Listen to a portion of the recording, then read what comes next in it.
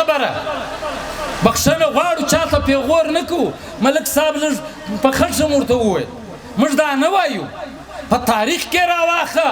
منظور ته خان ته دې څوک پیغور نه ورکوي چې چیرې پټې که څوک د ګدام پیغور راکوي لرو یې ګدام بېوسه خلک یو نه لرو ستۍ غوندې محلونه نه لرو چې په محلو کې ځان پټ کړو خو یوه خبره درته کوو پټېده دا خپله پالیسي نبی صلی الله علیه و آله وسلم چې د الله آخري پیغمبر و په غار سور کې پناه نه واخیستې دا د الله یو حکمت و ولې الله دی نسو بچاولی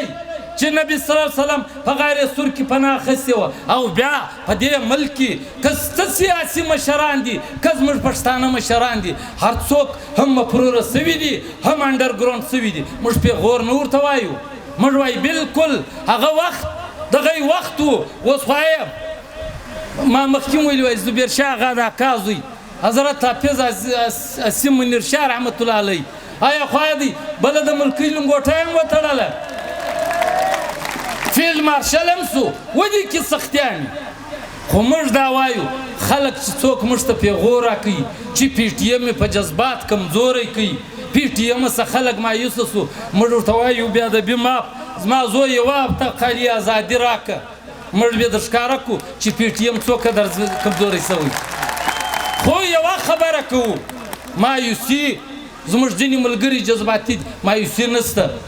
بلکل نشته موږ په پی ټي ایم باندې موږ چې سره خولۍ په سر کړې ده موږ د کامه سره دا وعده کړې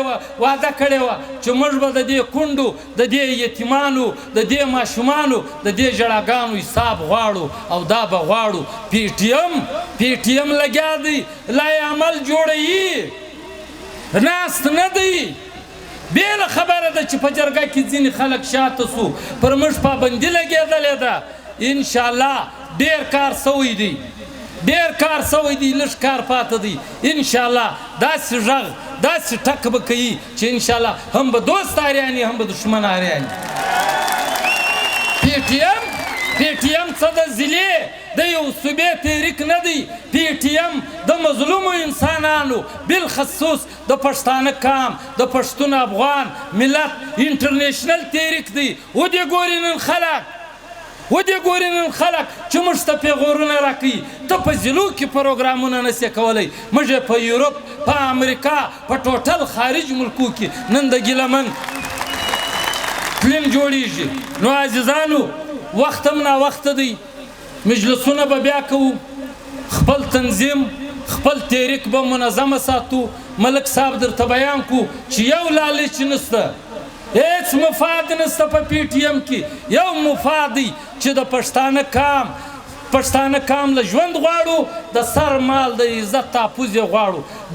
دا که څوک وایي تی جذبات کوئ لیوني یاست موږ یې لیوني سئ موږ یې جذباتیان سئ موږ د خدای پاکه سره او د خپل رهبر ګران منظور خان او د خپل قامه سره وعده کړې ده چې انشاءالله په موږ کې ساه یي په موږ کې لږ وس یي یو لږ قوت یي موږ به د دې ظالمانو خلاف دغه ګریوان ته به ملا ساچولی کله سست کله ډیله انشاءالله پر شا به نسو د خپله خبرې سره د خپله تحریکه سره نو تاسو به ډاډه اوسئ خپل تنظیم خپل منظمه تحریک یو په بل پسې سپکې خبرې یو خواست درته کوم په خپلو سیاسي مشرانو په خپلو پارټیانو پسې وروره سپکې پاسه کې د پی ټي ایم نه کار دی نه پی ټي ایم د دې دپاره جوړ سوی پی ټي ایم ولس ویني سیاسي پارټیان هم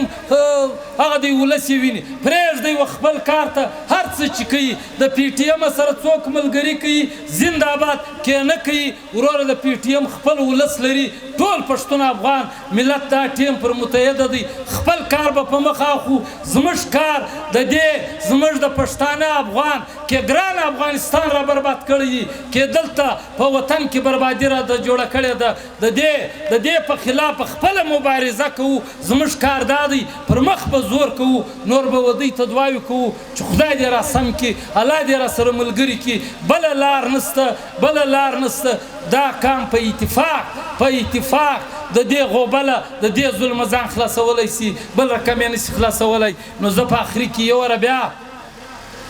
و ګیلمن شهید او مولوي خانزیب شهید ته د عقیدت سره ګلونه وړاندې کوم. د یوه خبره راڅه رسمه بخښنه غواړم. ګیلمن شهید کوټې له راغلی و، زه هم دلې وم. موږ دلته 2-3 ورځې په کوټه کې سره تېرې کړې.